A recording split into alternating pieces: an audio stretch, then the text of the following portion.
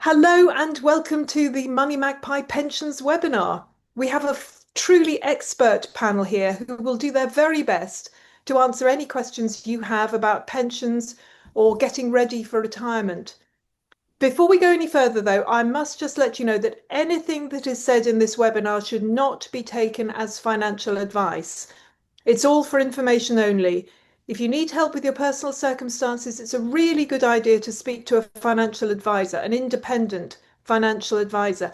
In fact, I would say at this stage, if you're in your 50s, 60s, and you're thinking about retirement, wondering what to do, it's really important to get the right advice because it could affect your money for the rest of your life. So I really do recommend that you spend a bit of cash on a genuine independent financial advisor, maybe a few sessions to make sure that you're absolutely sorted and you're getting the right advice. However, we will give you as much information as we can stuff into 1 hour. So listen up, get your questions ready, because we have also this is your opportunity to do it. If you're watching this on YouTube, by the way, do follow us, subscribe, and do comment. We always look at the comments and we'd always reply. So do all of those things. Now, an introduction to my superstar expert panel. Firstly, we have the former pensions minister and current partner with LCP Consultancy, Steve Webb. Say hello, Steve. Hi, afternoon, everybody. Hello. Good, thank you. We also have another Steve, Steve Butler, who is the MD of Pension Potential. Say hello, Steve. This is going to be Hi. confusing. So we've got Steve Webb, Steve Butler. We also have Financial Times contributor and my former boss, Moira O'Neill. Hello, Moira. Hi there, hello. Hello. And we have financial advisor Ian Cook from Quilter. Hello, Ian.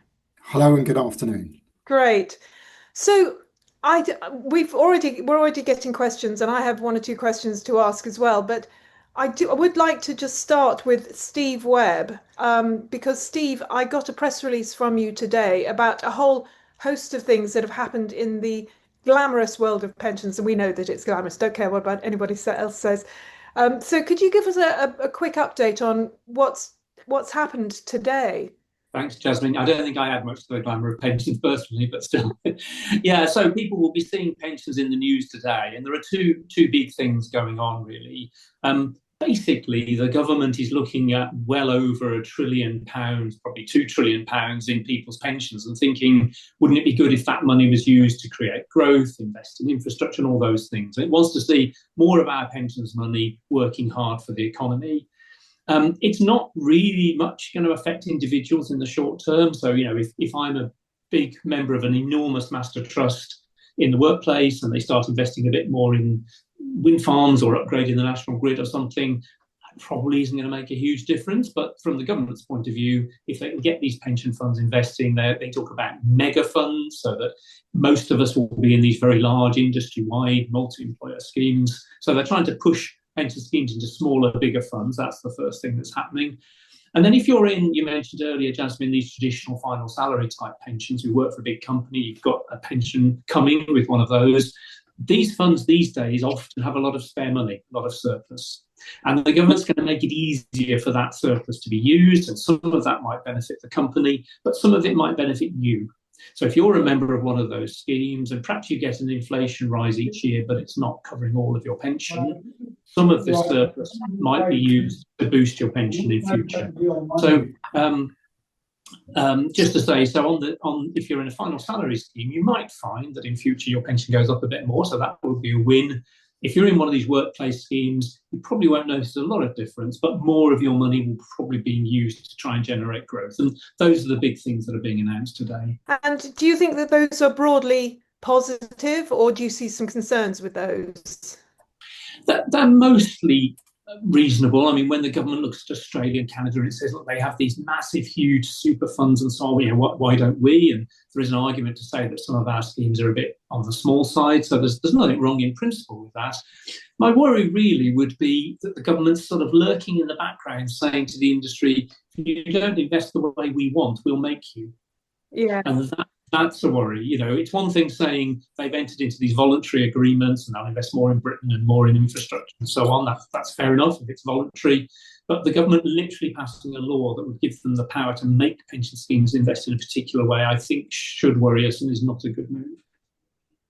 Great. Well, thank you, Steve. So now, just to let everybody know, put your questions in the chat, and you've got your chance. You've got an hour to put your questions in. We've got a couple from one person there, but put your questions in because this is your opportunity to ask the experts. And it could be any question. No question is too dumb because if you're wondering on something, it's likely that half of the rest of the people on this call are wondering it as well. So do put your questions in. But before that, I've got a few questions of my own, you'll be pleased to know.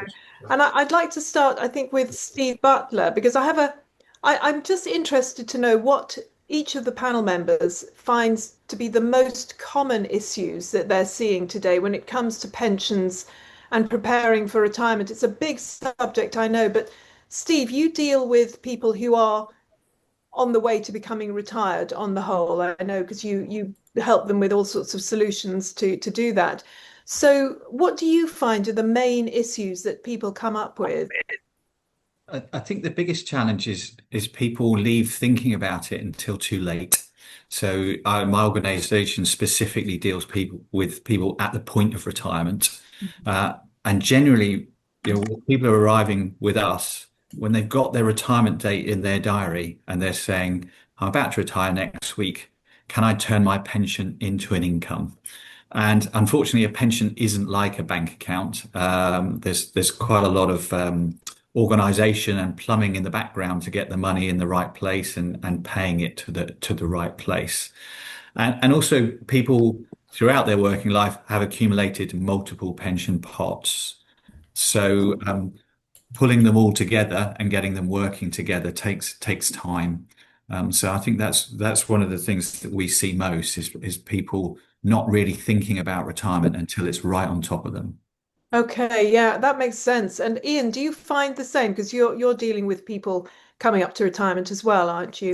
Some of the time. Yeah, so I I will cope with people and I'll often take them on the journey.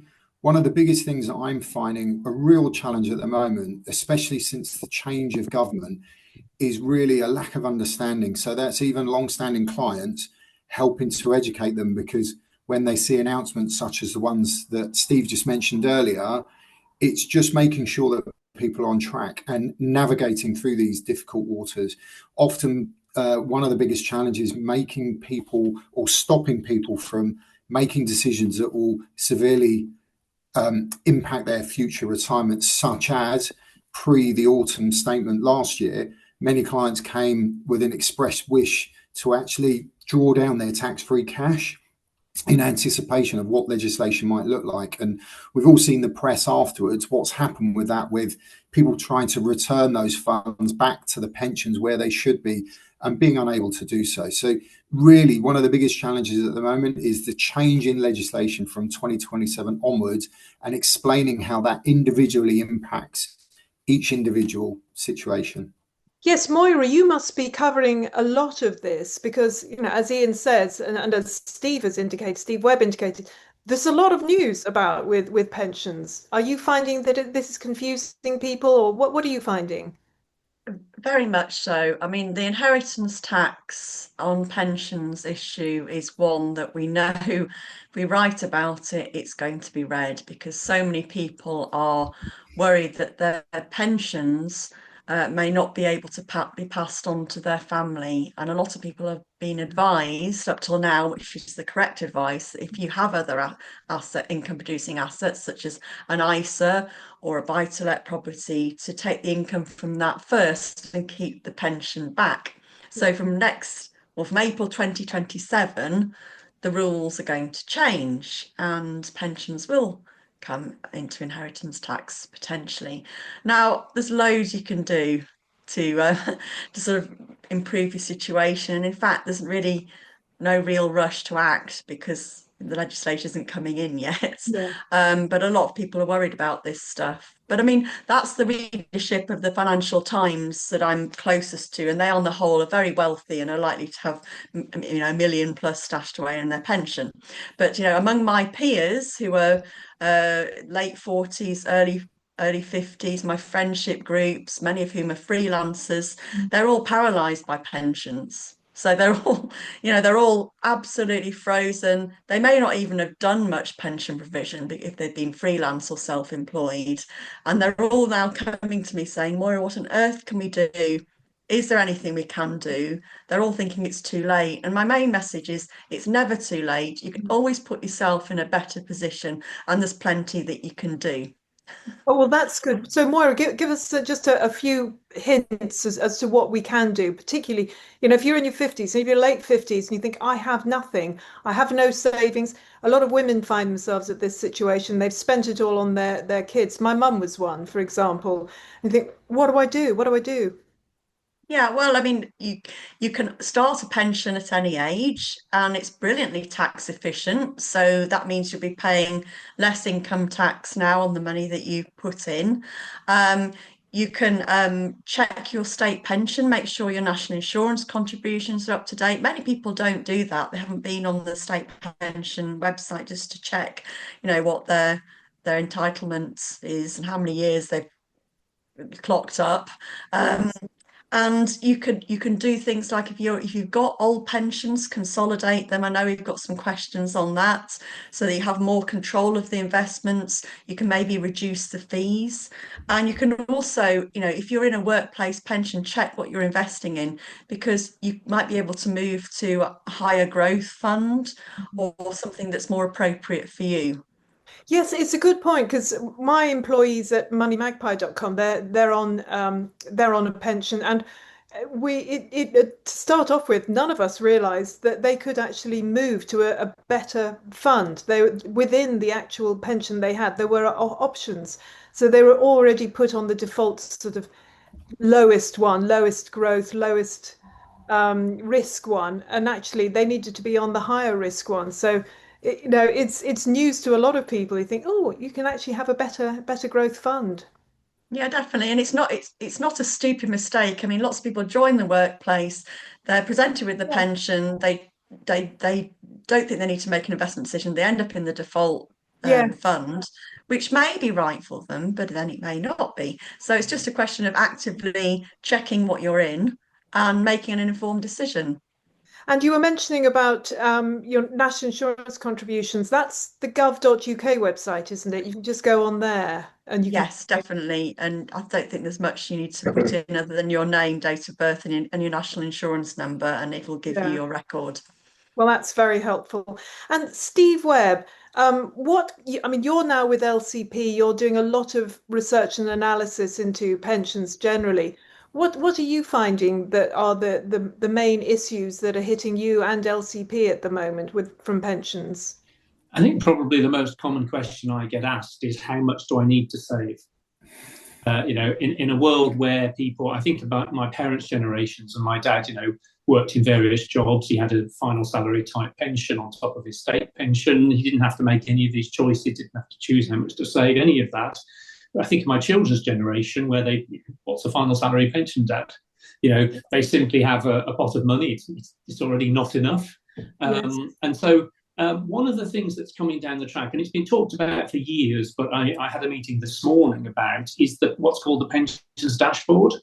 And Yes. although some people sigh and say, "Oh, people have been talking about this for years," but it is actually quite exciting now. There are real pension schemes connecting to what I call the back end. It's like, think about your television set and all the cables going in the back. Yes. That's happening at the moment. And at some point, probably in a year or two, there'll be someone press the button at the front of the telly and you'll be able to see all of your pensions. And that will be a red letter day. It will help people find pensions they've lost. It will help them make some sense of what they've got, because the website will give a projection of how much you're likely to get at retirement. And you'll be able to think, well, how much am I going to need at retirement? How much is this telling me I'm going to get? And then try and make some plans in light of that. So I think the dashboard will help. It's a couple of years away probably, but that, when people can't remember who they worked for, whether they had a pension, and the pensions themselves move around in a confusing way. So being able to see it in one place will be a real game changer, I think. It will. I mean, you're right. I'm one of those people who goes, oh yeah, I've heard this one. I mean, it's been going for what, 20 years? I know it was you talked about it, I think, when you were a minister, didn't you, Steve? Because it's a great idea, really great, but it's just one of those clunky things because you have to get all the pensions companies to sign up to it, really. You do, and what will the first thing that will happen is there'll be one on essentially a government website. So they'll be on the Money and Pension Service. You'll be able to go there, see all of this stuff. And the nice thing about that is nobody will be trying to sell you anything. So it'll be a kind of public service, public sector thing. After that, we probably will have the pensions companies, the banks, the tech startups having their own sites and so on. But the idea is for people to be able to go to a safe place, not be sold to, and then we'll be able to see how people react when they see this information, and then hopefully it will be a safer experience for everyone. Great. Now, I'm just going to read one question, then I'll get Jenny to read the other ones out. So we've got Kevin Lane who says, any thoughts on the Mansion House Accord plan by Rachel from Accounts? I'll start with you, Steve Webb, because you have been talking about the news. What do you have any thoughts on that? Yes, so this is a voluntary agreement that the big pension schemes have signed up for that was announced recently. And they basically said that by 2030, they'll be putting 10% of the money, our money, into what's called private markets. So it's not the stock exchange, that's public listed. This is infrastructure projects directly investing. It's companies who are not listed on stock markets. And basically an enormous pension scheme probably will invest some in this kind of thing. It spreads the risk of what they do.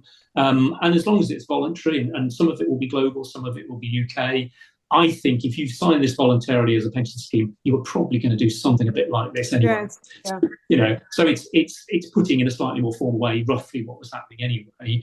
As I said earlier, my worry would be if the government sits there and says, "Well, if you don't do it, we'll make you," and that would be the. Yes. But in principle, it's quite a modest commitment. They've got another 5 years to deliver on it, so I don't think we should worry too much about a voluntary commitment like that. Okay, well that's good. Jenny, what are the other questions that we've got here? Yeah, another one from Kevin is just looking for your views on using an FSA versus just using managed fund, such as the Standard Life Medium Risk Investment Plan. Ian, what do you think about that? What is an FSA? I've not heard of that. Does he mean IFA, perhaps? I wonder. He means a what? Does he mean an IFA? An IFA, maybe. Yes. Yeah. Okay. So. IFA. Okay, thank you. Thanks, Steve, for the clarification there. So essentially, an IFA, what we do for clients is really look at your overall goals and planning. So the other Steve mentioned earlier that he often gets clients at retirement where an IFA may well take you on that journey. So someone who's perhaps younger, you alluded to it yourself, Jasmine, where perhaps a younger person should be in a higher risk fund in an attempt to grow their pot or their policies over a long period of time, whereas toward retirement, when you may be looking to buy an annuity or create an income from the pot, you probably want a very different profile. What an IFA does is an IFA will plot that for you, and through discussion with the individual client, they'll match the goals to the underlying funds that a person should be in. Being in something like the Standard Life Managed Fund, great fund, sits in the medium to maybe slightly upper risk because there's a high level of equity content in there. It also must be pointed out, funds like that, because they are cheap, generally they're tracker funds, so there's a degree of active management, but it's not managed for the individual or the person that's investing. It's managed in accordance to the mandate that Standard Life set for that particular risk profile. So that's the kind of nuanced difference. And it's really whether you feel that you need to be on a journey or whether you're just head down, I just need to save some money during my early years, in which case a default fund offered by the provider can often be adequate for a person as long as they know what they're invested in and they know the limitations of what that investment might be. Now, I'll just mention at this stage the difference between a tracker fund and a managed fund. So a tracker, an index tracking fund is run by computer, and they tend to be quite cheap, and they're run, as I say, by a computer, an algorithm, a computer. They often track like the FTSE 100, an index, a stock market index, like the FTSE 100 or the S&P 500. Managed funds, on the other hand, are run by the guys in the city who are very clever, very well paid, and they just do tend to charge a bit more. And quite often they don't necessarily even beat the stock market. So there's a lot of discussion. If you haven't heard about tracker funds or managed funds, have a look on moneymagpie.com. We've got quite a few articles, particularly on index tracking funds or trackers, tracker funds. So if you hear those words, that's what they mean. Steve Butler, do you have an answer for that question as well? Sorry, Do you have any? the IFA or the Yes, managed fund. yes. I think there's also a price point here. You know, IFAs are professionals. They train a lot for their role, and therefore there's a price attached to them. So for some people, that price is beyond, you know, what they can afford. And I would, as a rough guidance, and you can correct me here, Ian, but I would say that probably most IFAs would want to be speaking to someone with 200,000 or more in their pension fund or ISAs, etc. So if you've got less than 200,000, then you're kind of in what's called the advice gap, you know, where people can't necessarily afford an IFA, and you're into self-managing and self-educating yourself. So if you are in that situation, you know, a managed balanced fund from one of the big providers isn't necessarily a bad decision. It's not as focused as Ian said to your specific situation, but it is well diversified, and it will be investing across a broader set of assets. So it's a simpler solution to select if you are managing your money yourself. That's the point. So actually, Steve, this is a good point to just make a little note of what pension potential does. Could you give a brief overview of what it does? Because you're quite unusual in the market, I think. Yeah, so we support people in that advice gap. So people with less than 200,000 in pension money at the point of retirement. So at the point of retirement, you have to make an active decision about what you're going to do with your pension fund. You've got to turn it from a pot of money into an income stream. And for most people, they haven't thought about this, and they don't even know what the options are. They'll have multiple pension pots, so that means that they're probably getting letters from multiple pension companies telling them about all these various options. So we've built a digital journey to educate people through this decision making process, to help them convert that kind of lump sum into an income stream. And our average client has 69,000 in their pension pot at the point of retirement. So they're not in the world of speaking to a financial advisor and having ongoing advice. They just need support at the point of retirement to kind of make the right decisions and put them on the right track. That might be buying an annuity, it might be blending annuity and draw down in cash to their circumstances. And Moira, you did mention that the FT readers have a lot more money, but I mean, from what Steve's saying, 69 grand, that rings a bell with me. Is that the average that people do tend to have in their pension pot? Yeah, well, I mean, I went on a quite a useful, nifty app earlier, which is the Scottish Widows Pension Mirror.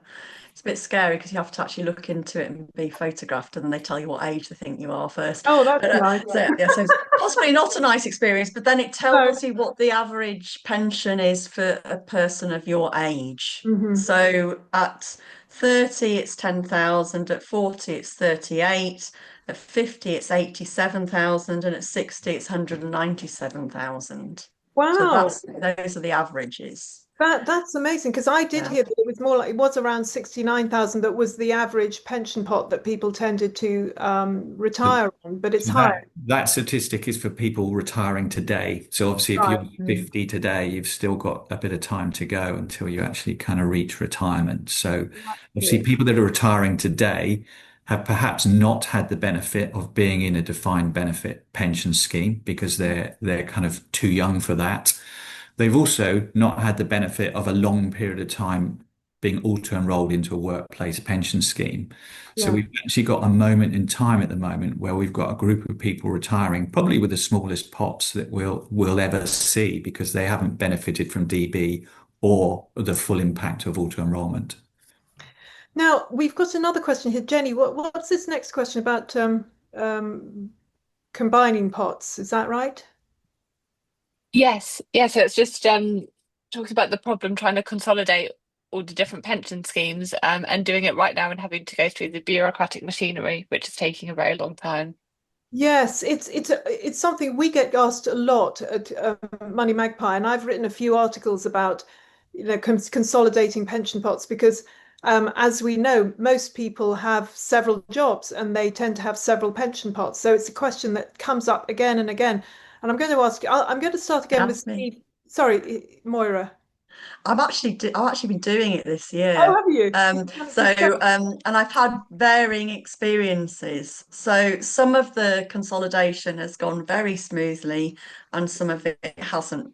I think the one that's worst is a legacy pension from many years ago that's very small, and I've actually given up on moving it because it requires me to make a phone call and do some paperwork.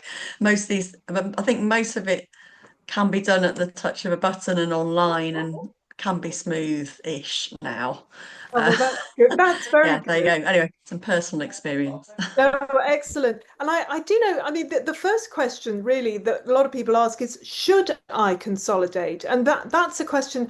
Now, Steve Butler, I mean, you and I have spoken about this before, about, that sometimes it's not such a useful idea to consolidate pensions. Is that right? Yeah, well, it's clearly convenient once you've done it because then you can see one pot and you can see exactly what you've got. You know where it is, you know what it's invested in, etc. So from a simplicity perspective, if you're willing to tolerate the pain of consolidating it all together, great idea.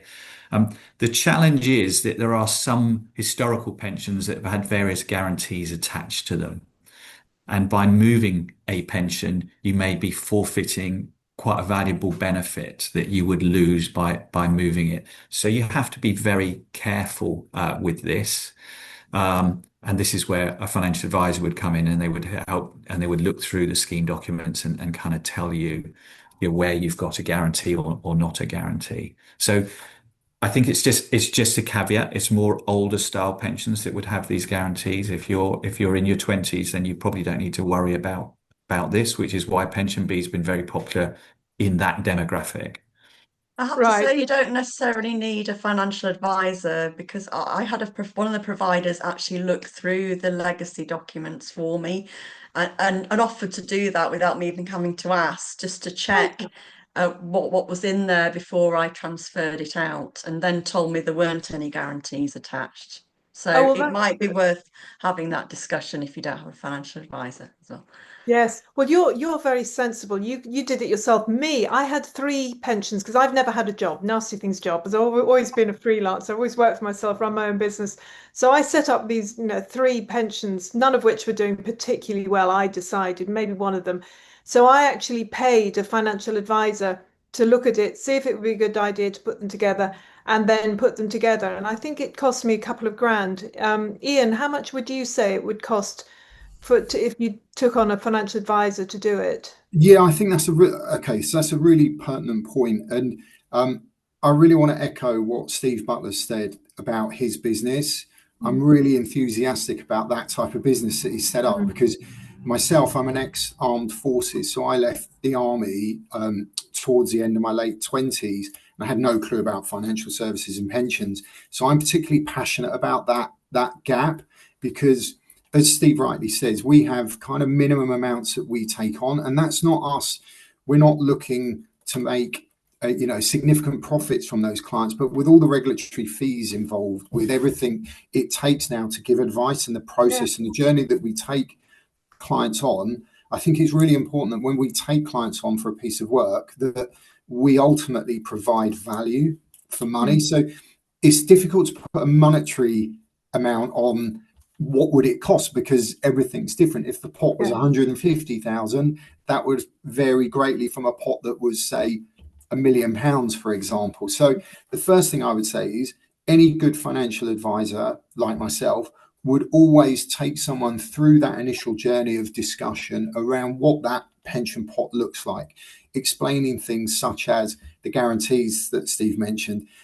Just this morning, I came across a pot that was with Fidelity that had enhanced tax-free cash. So what it meant was if I'd have moved that client away from Fidelity to another provider, they lose a very, very valuable benefit. And it's hard to commit to a fee. I could tell you what our fees are. They're quite simplistic, but that may also not reflect the wider market. Because we typically we aim for slightly higher clients, higher value clients. Our minimum fee for something like that would be £2,000, which again, on a very small pot of say 100,000 doesn't provide huge value for money. But whereas if a client has got significantly more, then it is good value for money based on what's there. So it's difficult, but also remember, you can do much of that research yourself by reading some articles. The things to look out for are guaranteed minimum pension values, any guaranteed annuity rates, enhanced tax-free cash. So as long as you've got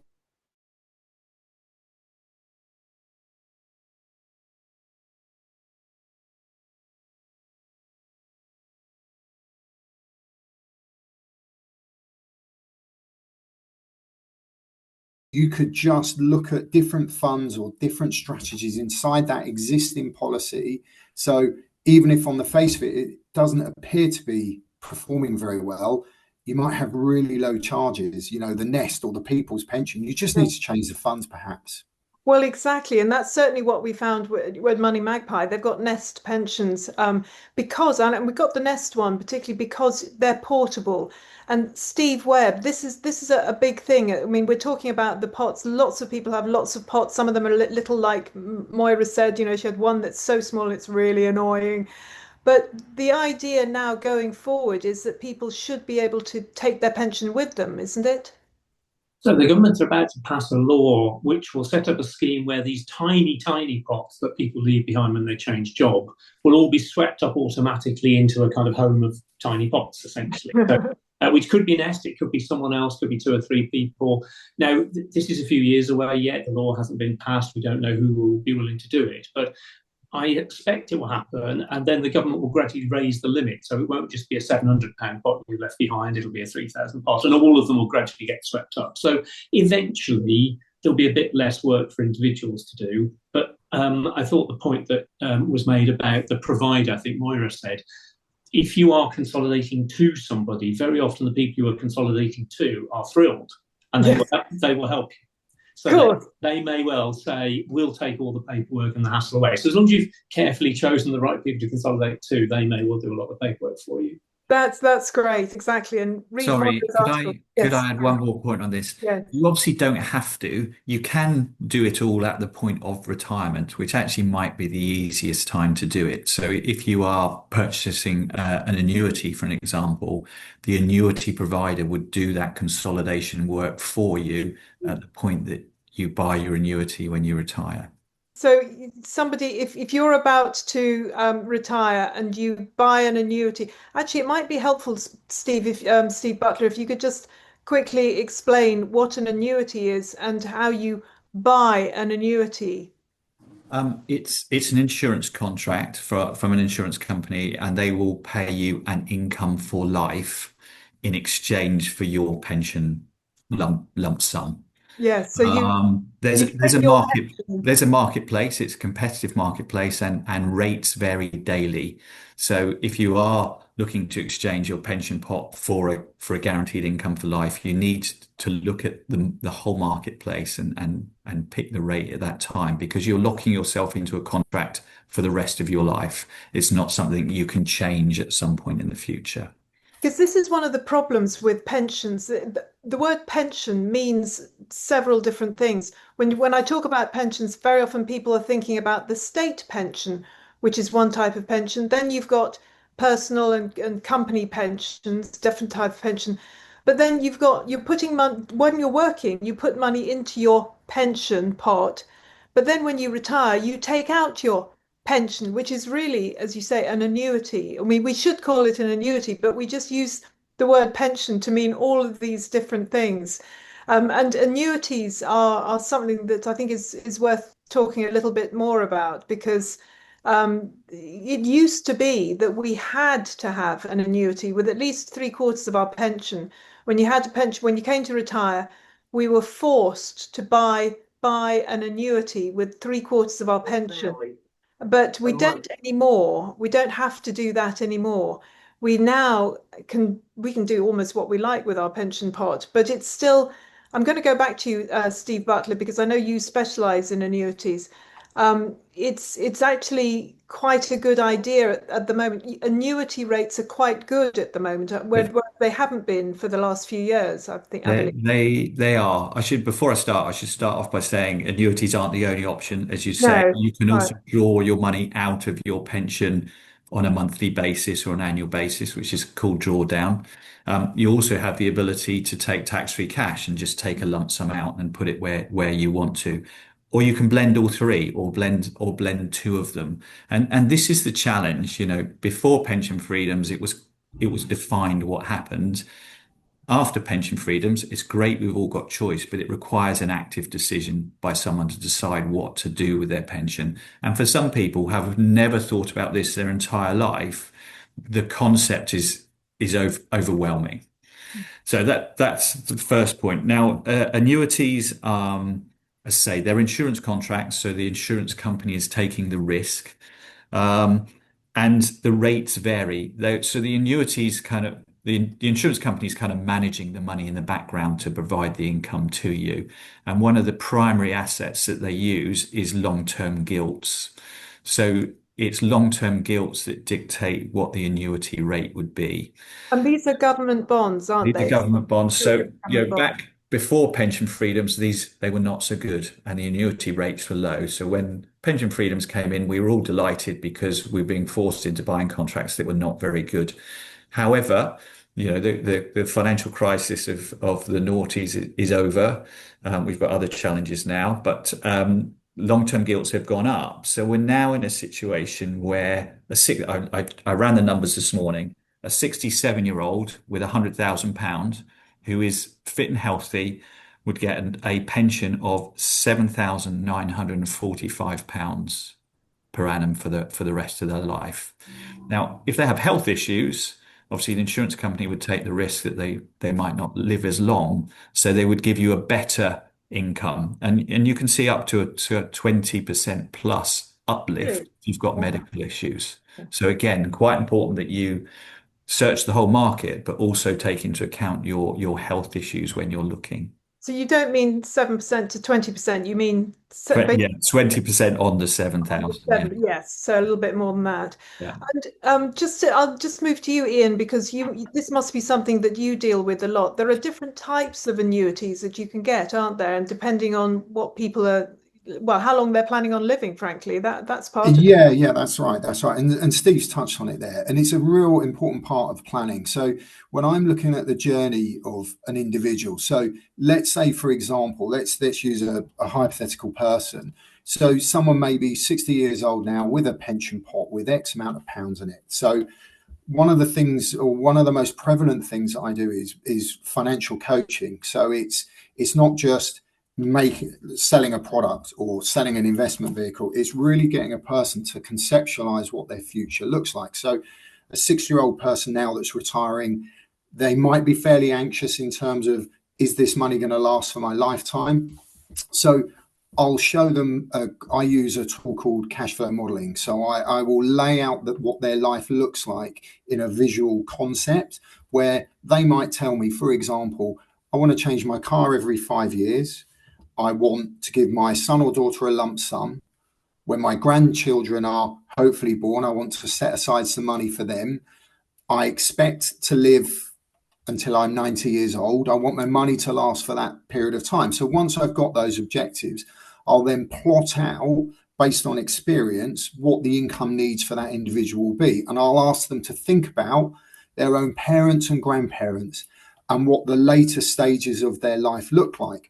So what you're trying to impart on a person is, maybe in the early part of retirement, you're going to spend probably as much, if not more, income than when you were working. The reason being, you've now got 5 days a week to do all the things you couldn't do because you were working. You could only holiday once or twice a year.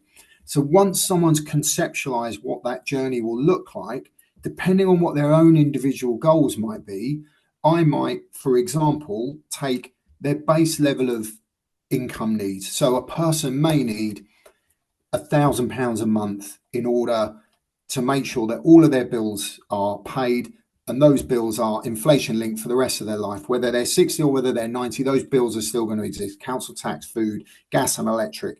Now, what we might do is we might annuitize that amount, even though the annuity rate for a 60-year-old person might not be as preferential as what we like. But then what that means is that person can then take a little bit more risk on the amount that they draw from their other pot, safe in the knowledge that, especially when state pension kicks in, they're going to have all the income that they require. The converse can happen when someone gets older. So when a person is older, currently under the existing environment, if someone's 75 years old and they've spent the bulk of their money, they can no longer bear to sit on a long haul flight. They might do some local hotel stays. They might do one overseas holiday per year. I'm generalizing here, but we kind of know what their fixed level of expenditure is, notwithstanding long-term care. Then what we can do is we buy an annuity with that amount.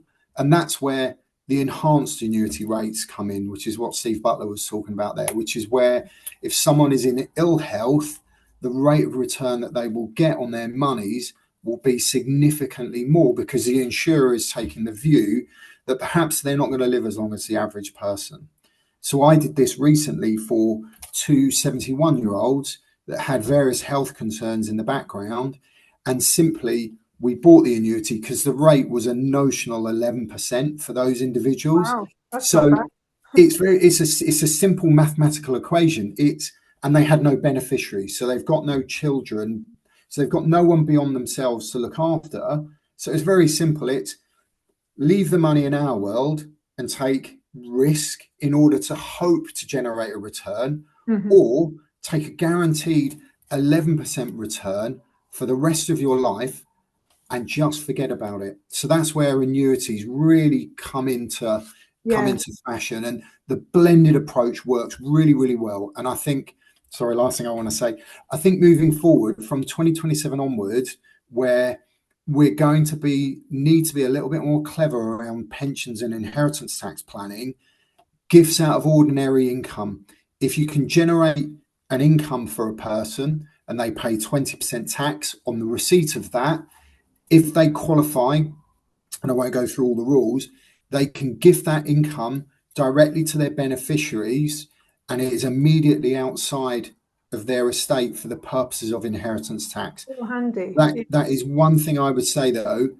Definitely take advice, whether it be from a lawyer or from a financial advisor, as to whether you meet the criteria for that. But I see that coming further down the pipeline. It's certainly one of the strategies that I'm talking to clients about, that potentially, once the rules have changed, that might be something that we look at doing for you. Well, lots of ideas there. Thank you very much, Ian. Jenny, let's go back to the questions. What's the next question that's come up? Yep. And so we have one which has come in from Grant saying, regarding Reason's plan to coerce pension funds into investing in the UK, will the funds be investing by purchasing shares, which won't increase funding for projects as the stock market doesn't affect company funding, or in startups to become co-owners and therefore actually increasing funding for projects? Well, that's now, Steve Webb, you did mention that earlier. What's your answer to that? I think you kind of said it anyway, but let's say it again. Yes, that's right. So the idea is this is additional funding. So it's not to be buying shares in an electricity company or something like that. It's literally investing in projects, in some cases, startup businesses. That's why they're not listed on the stock market, because they're quite new and getting going. So the idea is that this will stimulate the economy.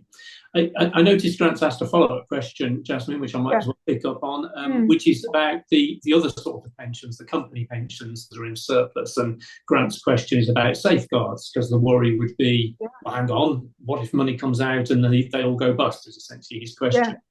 And the reassurance really is, first of all, these schemes are vastly better funded than they were. There was a time when they were massively short of money. A lot of money's been piled in. There's been investment growth and interest rates have changed. So these schemes are generally much, much more robust than they were. That's the first thing to say. The second is that there will be a lower limit you can't go below. So it's not like they can take the whole lot out. It will be what's called surplus. So they measure how much is enough and say above that level, you can look at what to do with that. So that's the second thing. And third thing is that all of these schemes have what are called trustees. They have people who are there to look after the members' interests. And the trustees are not just going to say, oh, fine, take what you want. Often they're professionals, they're highly trained, they're experts, they're taking expert advice. So they will be cautious, they will be measured in these things. And a lot of these pension schemes have taken risk off the table now. So they've got to a good funding position. They are investing in quite a cautious way anyway. So these surpluses aren't kind of disappear like the morning mist. So although, people are understandably nervous when you talk about taking money out of pension funds, but we really are talking about surplus, things have gone quite well for most of these schemes. This is genuinely surplus cash. So if it's a scheme that's just about covering its costs, then that's not going to affect them because it really has to be surplus. Okay, well, fair enough. And did you say that this is already happening in Canada, America, Australia as well? The business about investing in infrastructure and startups is happening in countries. Yeah. Right, that's really useful. Jenny, what's the next question? We've had just a comment on sort of double taxation, saying it's a real worry, as the limit of 12,570 is diabolical. Yeah, well, actually, that is an interesting point. I mean, I think everybody, I remember my parents when they both of them retired, both saying, I've paid tax all my life and now I've got to pay tax again. Moira, I'm guessing that taxation on pensions is a big issue for the FT readers, is it? Yes, it is. And I often write about don't forget that your spouse has allowances too if you're True. married, Mhm. to make sure that, you're not just taking income from one person's pension, and you also both have pension provision, because then you can both have two personal tax-free allowances to play with, Yeah. which for some people is more than enough to live on in retirement. Not for everybody, but some people manage quite well on that. Well, this, of course, is Steve Webb. This is one of the issues of the triple lock on the state pension. Again, we have to make a distinction between private pensions and the state pension. So the state pension that you get from the government is subject to the triple lock. So every year it goes up by either 2.5% or the rate of inflation or the rate of wage growth, whichever is the higher. And that has meant that actually this year I think quite a few pensioners have been pushed into paying tax because the pensioners have to pay income tax along with everyone else. And as is mentioned, 12,750 or whatever, 700 or so. If you go above that, you're having to pay tax. What do you feel this is an unintended consequence, Steve? Yes, I mean, so what's happened is that for years now, that 12,570 tax threshold has been frozen. So the last government started it, the current government's carrying it on, and it's a kind of stealth tax. So they didn't have to stand up and say, we're putting up the rate of income tax or anything like that. They just froze it, and where the state pension or wages or anything else is going up, then more and more of your money is subject to tax. It's worth saying millions of pensioners have been paying tax on their pensions for years. I mean, so lots of people on the old state pension system have got pensions above the tax threshold. So this isn't completely new. I think what's new is if you just get the standard new state pension, then probably next year or the year after, that figure will be above the tax threshold. Now, something important for people to be aware of, Jasmine, is it doesn't mean you have to file a tax return. Oh, good. So people could think, oh, I'm a taxpayer, I've got to file a tax return.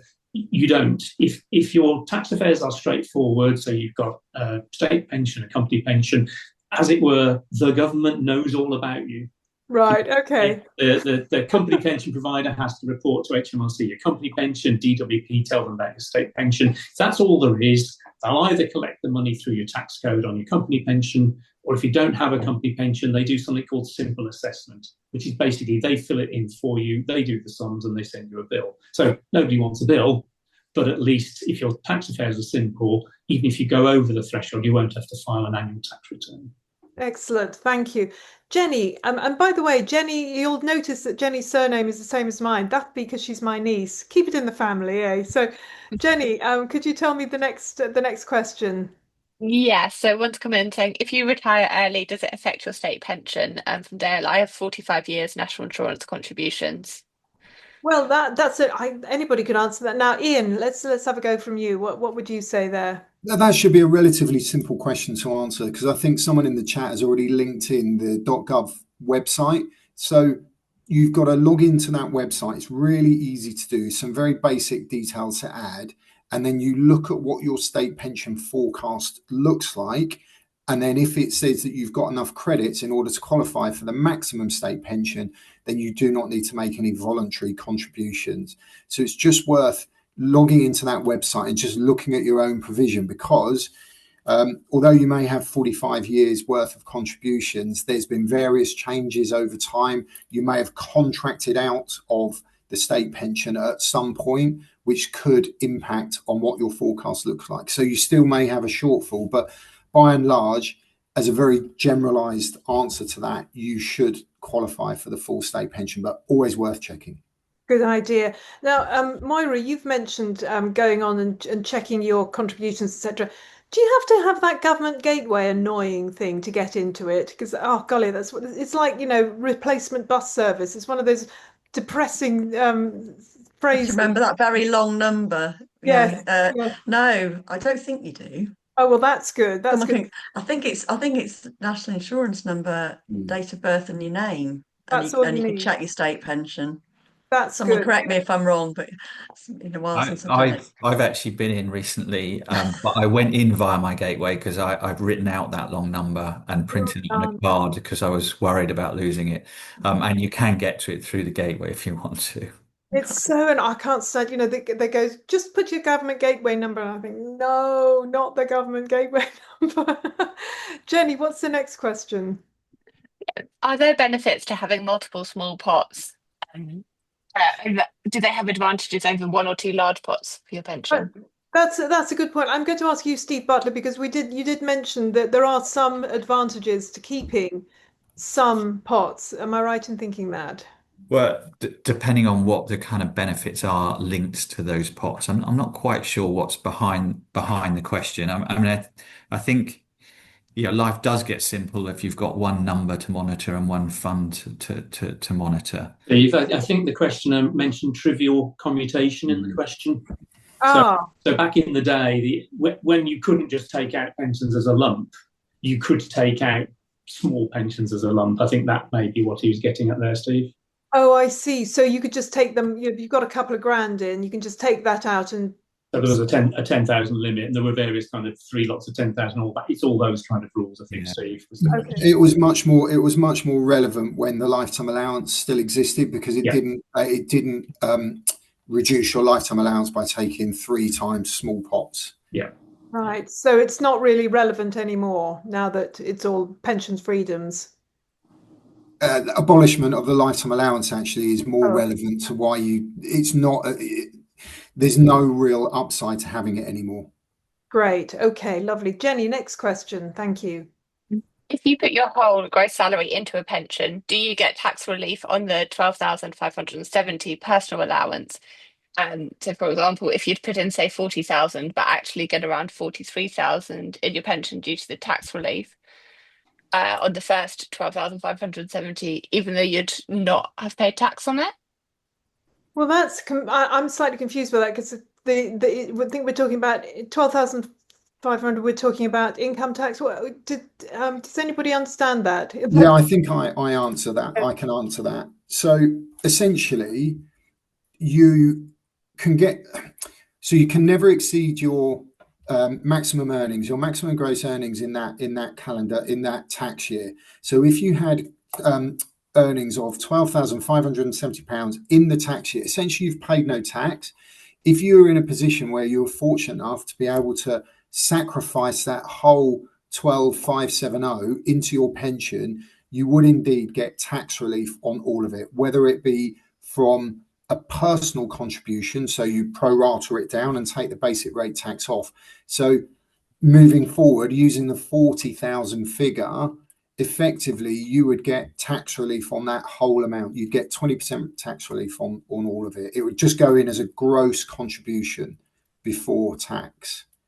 So it depends on whether it's a relief at source or whether it's you pay in net. But the same effect, it's the same effect. You get tax relief on the whole amount. Well, that's handy. That's another good reason to put money into a pension. Thank you for that question because it wasn't one that I'd even considered. Jenny, do we have another question? Yeah, I think you were touching on this one earlier, but if you take an annuity for life, does your pot die with you or can it be passed on in your will? Oh, good question. Because my understanding is that it dies with you. Steve Butler, what do you understand for this? It does die with you, and that was always one of the criticisms of an insurance policy, especially if you died younger than you expected, and and then the life company would benefit from that. However, there is a protection option when you purchase an annuity that you can guarantee that you get 100% of the money that you've put in back, even if you died earlier. And I did run some numbers earlier, and I mentioned that a 67-year-old with 100,000 would get an annuity of 7,945. If you took the protected version of that, your income would drop to 7,584. But if you died the next year, you would get, all the money that you had put in minus what you'd taken out back as a benefit for your beneficiaries. So that's actually quite a popular feature of an annuity that lots of people don't know about. Absolutely. Only time I think of annuities, I think it was Voltaire who said that the only thing that was keeping him alive was to annoy his annuity providers. But the longer you last, it was somebody like the Queen Mother would have been, a hell for annuity providers. So just keep living, just to annoy them. It's a very good. And speaking of which, actually, one thing I don't think we did mention before was another consideration with annuities, which is those annuities that essentially go up with inflation. And Moira, I would think that that's a pretty important thing for people to be considering, with inflation being sort of up and down and very much up recently as it has been. Yeah, I think it's a genuine concern. If your retirement's going to be 30 years, there's bound to be some inflation during that period. And if you get the likes of the 10% inflation that we saw a few years ago, that can really put a dent into your income. So some people buy inflation protected annuities, which come at a cost. So the initial income that you get is going to be lower. Now, you might be able to protect your income in different ways. For example, if you had a bit of income drawdown as well as an annuity, so using those pension freedoms, or you might be able to protect your income a bit if you've got ISA investments that you're keeping invested, because investments, if they're invested well, tend to keep pace with inflation. So there are solutions. It depends how worried you are Yeah. about the issue. And how long you're planning on living, because Yes. you just look at the bills, the bill rises that we've had in April. And I mean, you mentioned Steve Butler earlier that you could have, oh no, I think it was Ian, sorry, you could have £1,000 just covering your bills. Well, give it a few years, £1,000 might not per year month might not cover your bills. That's the problem, I think. Yeah, and that might be the time that you'd use an inflation-linked annuity. I just want to add, because it's a really interesting point, because clients will often come when we're discussing it and you say, oh, well, I want it inflation linked. And much as Steve Butler's pulled out some great numbers there, what we will do is we will look at, well, what does the flat or the level annuity give you over X period of time versus the initial income that is lost by taking the inflation linked. And by and large, almost all of them, when I work them out, it takes about 14 years to break even. And remember that journey that I said that people often go on, spending the most in those early years. It's Yeah. very much based on that individual. So if you're buying an annuity for a 70-year-old person that's inflation linked, it might not quite be enough today. And I'm sure we've all got grands and granddads or parents that they've got more income coming in than what they actually need. So in those circumstances, what we'll say is, look, let's meet your needs with a level annuity. We know that in the future, it won't give us the income that is inflation linked. However, it will be at a time in your life when you're more likely to be sedentary. And I would caveat that with what Moira said, which was as long as you've got other investments in the background that can provide that excess or that inflation linked income, that's where the blended approach works really well. Yes. Steve And Webb, probably I should oh, probably sorry. just add one other thing there is if you are in this sort of smaller pension pot world where you've only got 50 or 60,000 to convert to annuity, the biggest part of your pension income is going to be your state pension, which, as you've mentioned through triple lock, is kind of linked to inflation. So you've got protection there through your state pension. So, often we see in that scenario that people do take the level with the comfort that their state pension is index linked. Very good point. And Steve Webb, what I've noticed, I've got a friend who's been retired for a little while, and she's put a whole big lump of money into what seems to be a sort of a fixed rate savings scheme for about 20 years, and it gives her an income of 5% tax free. Are you, is this the sort of thing that people are also looking at instead of or as well as annuities? Do you find? A lot would depend on things like the tax treatment of that. You mentioned tax free, but it's a strange one. I think this comes back to the point about you looking at different sources of income: your state pension, your pot of money pension, possibly a spouse or a partner. And often, we focus, as a lot of what's written by pension companies is about the individual because that's the only thing they know about. But we make decisions as a household very often. And as Ian said, the advisor can sit down ideally with both partners, or at least in awareness of what both partners need. And I think that's an important part of financial planning. So new products are being invented all the time, and the tax rules, of course, are changing all the time as well. And all that's got to be factored in. And also, people are working in retirement as well. I mean, I'm a big fan personally of keeping going, even if it's just one day a week or something, just keeping in, I don't know, keeping yourselves in life, in society. Are you finding that? Yes, and a couple of things about that. So one is if you are working a decent amount past pension age, it's worth thinking about putting off taking your state pension. Mm-hmm. So you don't have to take your state pension as soon as you reach pension age. And if you put it off by 1 year, you get an extra 5.8% and the same again for another year and so on. And the reason for doing that is if your wage is eating up all your tax-free allowance anyway, and you take your pension on top, the entire state pension is taxed at your marginal rate, and you could even go into higher rate tax, and you really don't want to do that probably. So for those people who can manage without adding the state pension, putting it off and getting something a bit bigger a bit later is a real plus. Absolutely. Now, Jenny, do we have a final question? We're already over time, but I thought I'd go into one more question. Yeah, we have one more question, which is just on what's your advice on finding a trustworthy financial advisor or pension advisor? Oh, good point. Well, we have two of them here. So let's start with Steve Butler. I mean, you give advice and you help people, as you say, with small pots. So what would your comment be on this question? Well, I'd always, in the first instance, direct people to the government money and pension service. There's lots of education for them there before they need to speak to a financial advisor. There is also databases on that site to find a local advisor to you. It's lists. You've still got to choose.